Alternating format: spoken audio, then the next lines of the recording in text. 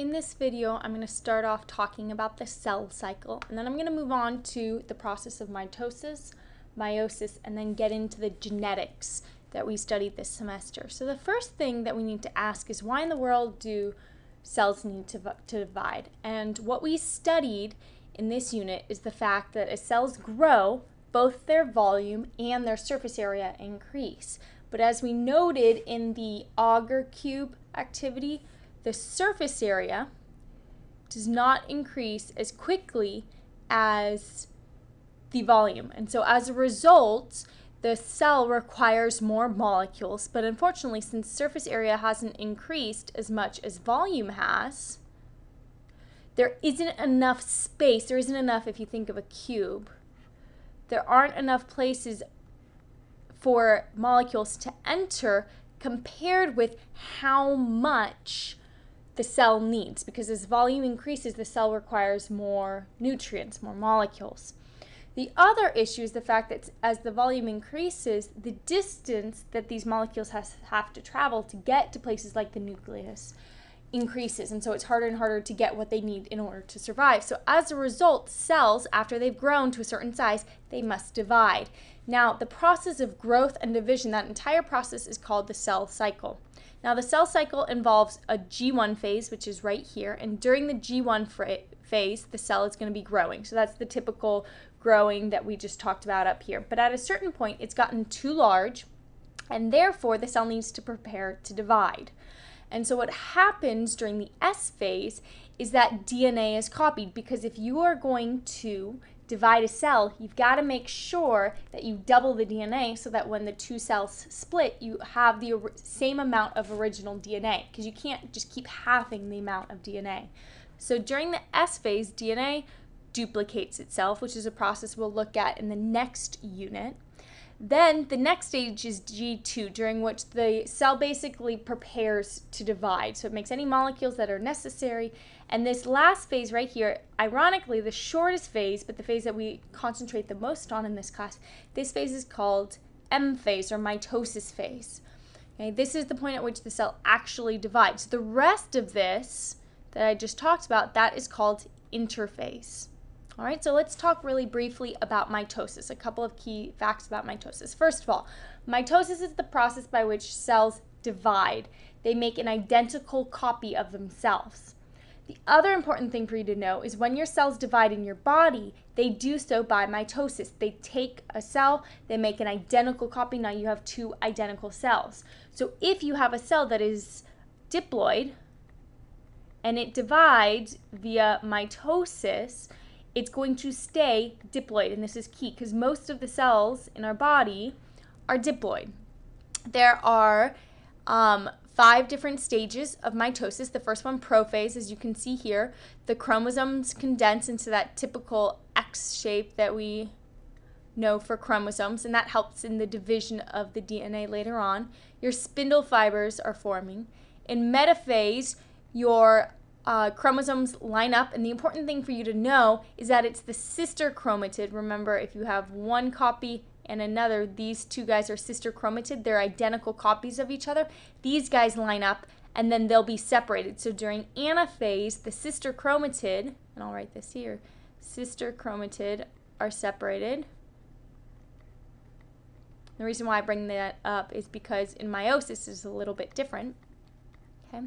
During telophase, what happens is the nuclear envelope starts to reform around the 2 new sets of DNA, but this is still one cell until cytokinesis happens and it literally pinches off the cytoplasm, and now you've got 2 brand new identical diploid cells.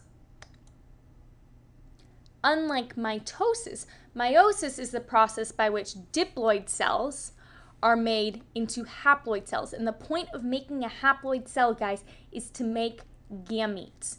Gametes for females are eggs, so this only happens in the ovaries. For men, it's sperm, so this only happens in the testes. The rest of cell division that happens in your body is mitosis. Meiosis is just for sex cells. So most of the phases are identical in meiosis and mitosis, except meiosis requires 2 sets of those stages, and you'll see what that means in just one second. Instead of just having one metaphase, there are two different metaphases. There's metaphase 1 and metaphase 2. So what you should notice right here, I really like this diagram because this shows in mitosis. In metaphase, the sister chromatids line up and then they'll be divided. Okay, remember each of these is like a little X, and these are sister chromatid, identical copies of each other that were made during interphase, and so they'll separate. In meiosis, however, first of all, during prophase 1, you've got homologous chromosomes. Remember, the red one is from dad, the blue one is from mom, or the other way around, it doesn't matter. They come together in a process called synapsis, and crossing over actually happens. And so you can see that right there where there's like blue with a little bit of red, they exchange DNA. After prophase 1, instead of the sister chromatid lining up like happens in mitosis, it's actually the homologous chromosomes that are lining up. So I'll draw this a little bit bigger for you to see. So you've got one copy there, and then the homologous chromosome from, let's say, mom, they line up, and then during anaphase 1, these guys will separate. So it's not your sister chromatid in meiosis that are separating during the first stage, during metaphase 1 and anaphase 1. It's actually the homologous chromosomes. During meiosis 2, however, they do the exact same thing as what happened in mitosis. The sister chromatid, these guys will line up. So you would have like, a chromosome here and another one there, and then they'll separate. Okay, so during meiosis 2, it's the sister chromatid, SC, sister chromatid that are separating. In metaphase and anaphase 1, it's the homologous chromosomes. And the important part for you to realize is the fact that by separating the homologous chromosomes, as soon as your anaphase 1 occurs, since you no longer have two homologous chromosomes in one cell, it's now going to be a haploid cell. Because if you don't have a copy from mom and dad, your cell is now haploid. Okay. A couple of other things for you to know is the fact that when meiosis is finished, when the two cycles of meiosis are done, you have 4 cells rather than just 2. They're different genetically because you've got mom copies, dad copies, and then also kind of awkward little bits of mom and dad in their chromosomes from crossing over. They're haploid, and these cells during mitosis at the end are diploid, and these guys are identical to each other. These guys are different. The last part of this unit, which was extremely long, was genetics. And so I'm going to go over a couple of key terms, things that I noted people had issues with. First of all, father of genetics was Gregor Mendel. And a couple of facts for genetics, some terms that we use all the time. The phenotype, remember, is what you can observe as a physical characteristic. The genotype is what makes up a person's genetic makeup, so you can't actually see that. So for example, if someone's big A, little a, you wouldn't be able to see this. You would just see whatever this trait is. So let's say curly hair is dominant, for example. So you would only see that they have curly hair. You wouldn't know whether they're big A, little a, or big A, big A. Okay? Genes are just a segment of DNA, and they are responsible for creating proteins, a very specific protein which is responsible for the characteristics we then see in the organisms. Alleles, I wrote 2 alleles here. Alleles are the same gene but different versions. So you've got big A, let's say, for curly hair, little a for straight hair. Same gene for hair consistency, but they're slightly different, causing curly hair versus straight hair. Homozygous, heterozygous. Remember, this is heterozygous because you've got 2 different alleles. Homozygous would be big A, or little a, little a. Okay. Remember, a dominant allele is an allele that produces the same phenotype whether or not it's paired with something that's identical to it or different. So for example, this would be curly hair and this would be curly hair. So this is dominant. This dominates over the recessive allele. To be able to see in the phenotype the recessive, you would have to be homozygous, so little a, little a. The law of segregation only states we've been working with the law of segregation without actually realizing it. Let's say I have a dad who's big A, little a, and a mom who's little a, little a. What the law of segregation tells us is when the gametes for mom and dad are formed, they separate from each other. So here's mom, here's dad, and so you've got 4 different possibilities for what the offspring could look like. This is a Punnett square. So dad could give a big A or a little a, mom could give a little a or a little a, but they separate. Similar to that is the law of independent assortment, but what the law of independent assortment tells us, if you have 2 different genes, so let's say, for example, I have a big A, little a for curly hair and a big B, little b for brown hair. This is obviously completely made up. What it tells us is this big A right here for curly hair could combine with the big B for brown hair or the little b. So it's not like the big A is linked to big B or linked always with little b. It can be with either one of them. And so that creates 4 different possibilities for alleles that can be given to the children. So big A, big B, big A, little b, little a, big B, little b. And so where the law of independent assortment comes in is when we have a dihybrid cross. Okay?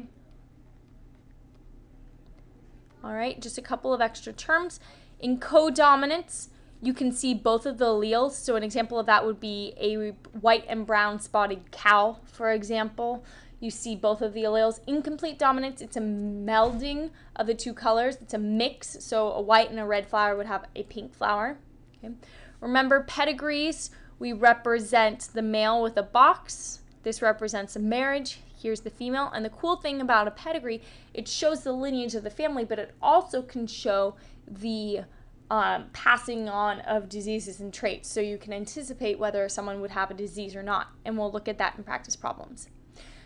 3 last quick things for blood types. We spent a while on blood types. There are 4 different possible phenotypes for blood types, but remember, the way that we write the genotypes of blood types is in the following ways. Big I A, big I A, big I, little I, right? So that would be A-type blood, IB or IBI for B blood, IA, IB for AB blood, and little I for O blood.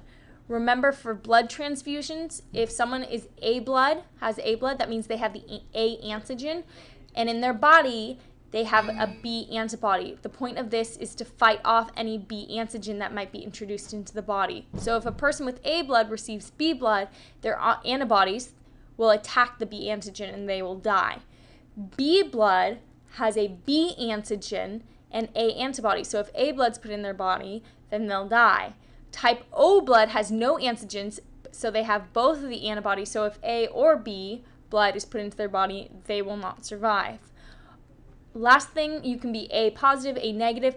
RH positive, the positive part means that they have RH factor. So if someone has RH factor, then their body won't fight off if a positive blood type is put into their body. But if someone's negative, they don't have the factor, and as a result, any type of blood, they cannot receive the positive because their body will fight that off. Okay, so remember, genotypes for the traditional Punnett squares are these. So big A, little a, little a, little a.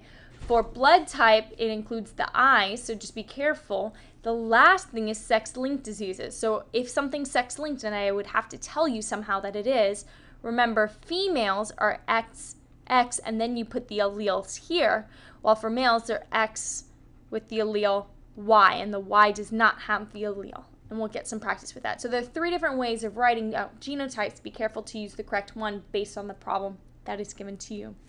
The last concept is non-disjunction. So when homologous chromosomes or sister chromatid separate from each other, there's the possibility that they don't separate perfectly, and instead they might stay together. And this results in what's called non-disjunction. In non-disjunction, you can either have only 1 copy of a chromosome rather than 2, and that's called monosomy, or you could have trisomy, in which you have 3 chromosomes rather than 2.